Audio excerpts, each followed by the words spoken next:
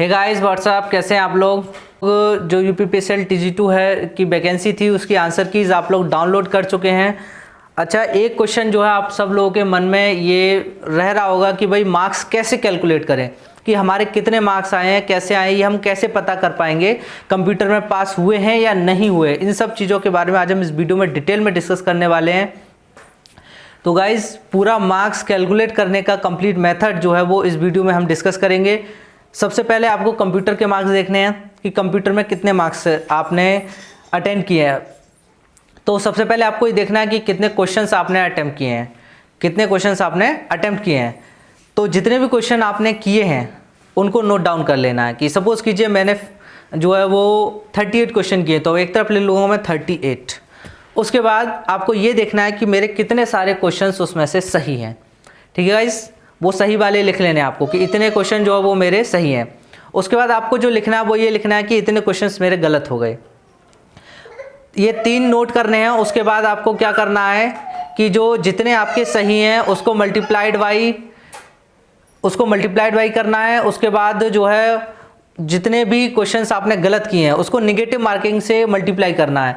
अब ये सारी चीज़ें हम सीधा स्क्रीन पर विद एग्जाम्पल्स आपको समझाएंगे, ठीक है। और विद एग्जाम्पल हम इसमें ले लेते हैं। तो गाइस अब हम शुरू करते हैं विद एग्जाम्पल, अपना समझाने का प्रोसेस शुरू करते हैं, वो भी विद एग्जाम्पल। तो देखिए सबसे पहले क्या है, सबसे पहले हम समझेंगे कंप्यूटर के बारे में, ठीक है गाइस। अब कंप्यूटर के टोटल जो क्वेश्चन थे वो 50 थे और हमें 50 ही नंबर मिलने वाले थे, क्योंकि एक नंबर का एक क्वेश्चन था, दैट इज टोटल 50। अब सपोज़ कीजिए कोई भाई है हमारे, उन्होंने टोटल 40 क्वेश्चन किए हैं। गाइज एक चीज़ ध्यान रखिए, मैं यहाँ पे इजी एग्जांपल से समझा रहा हूँ ताकि आपको इजीली समझ में आ जाए। उसमें से 30 क्वेश्चन उनके सही जाते हैं और 10 क्वेश्चन जो हैं वो हमारे गलत चले जाते हैं। टोटल 40 अटैम्प्ट किए हैं, 30 क्वेश्चन सही जाते हैं और 10 जो है वो गलत चले जाते हैं। अब 30 की तो हम मल्टीप्लाई करेंगे 1 से, क्योंकि एक नंबर का एक क्वेश्चन था, यानी ये क्वेश्चन के एक नंबर मिलने वाला था। 30 गुणा 1 दैट इज 30 मार्क्स तो हमारे ये हो गए। अब चूंकि 10 क्वेश्चन गलत चले गए इसलिए वो निगेटिव मार्किंग के अंतर्गत आ गए। निगेटिव मार्किंग हमारी 1/4 की, 1/4 अगर हम कैलकुलेट करेंगे तो ये बैठेगा 0.25, यानी कि एक नंबर में से 0.25 नंबर जो है वो हमारा घट जाएगा। तो अगर 10 क्वेश्चन गलत गए तो 10 गुणा 0.25 करेंगे, कितना आ जाएगा हमारा 10 गुणा 0.25 दैट इज 2.5 नंबर, है ना। 2.5 नंबर आ गया। अब हमें 30 में से 2.5 नंबर घटाएंगे तो कितना बचेगा हमारा 27.5।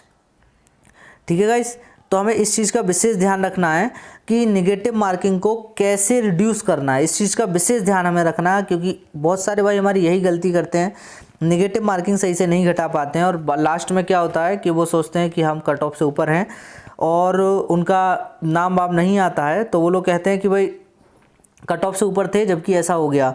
तो हमें एक्चुअल मार्क्स पता होना चाहिए कि हमारा एक्चुअल कैसे कैलकुलेशन करते हैं। चलिए अब हम नेक्स्ट पे चले जाते हैं,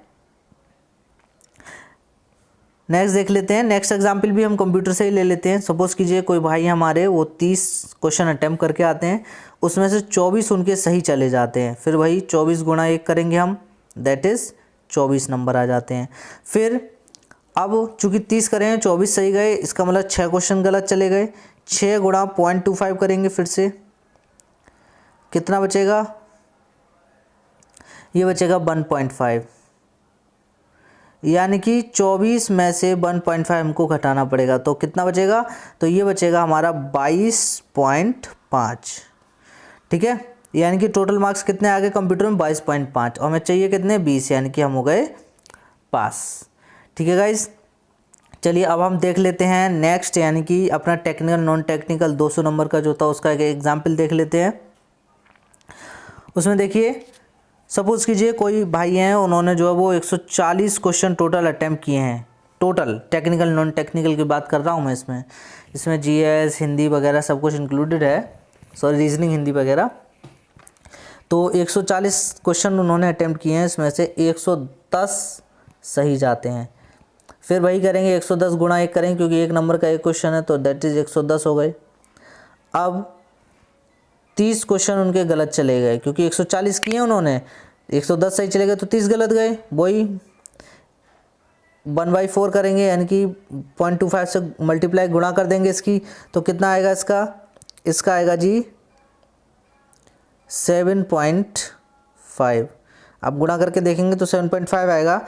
अब इसको इसमें से घटाएंगे तो कितना आ जाएगा 109.5 नंबर 25 सॉरी 109.25।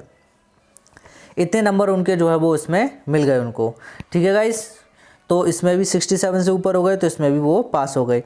तो इस तरीके से हमने देखा कि टोटल मार्क्स की जो कैलकुलेशन है वो इसी तरीके से होनी है। एक और छोटा सा एग्जाम्पल ले लेते हैं। किसी भाई ने जो 160 क्वेश्चन टोटल अटेम्प्ट किए उसमें, जिसमें से 116 उसके सही चले जाते हैं।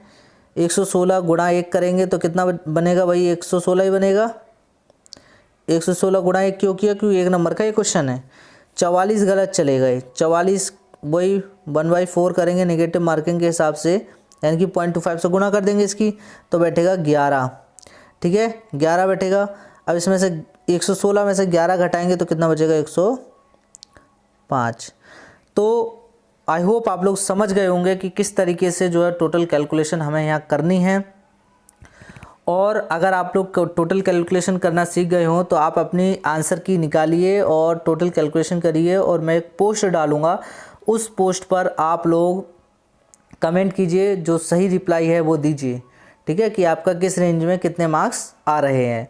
चलिए गाइस, लेते हैं विदाई, बाय।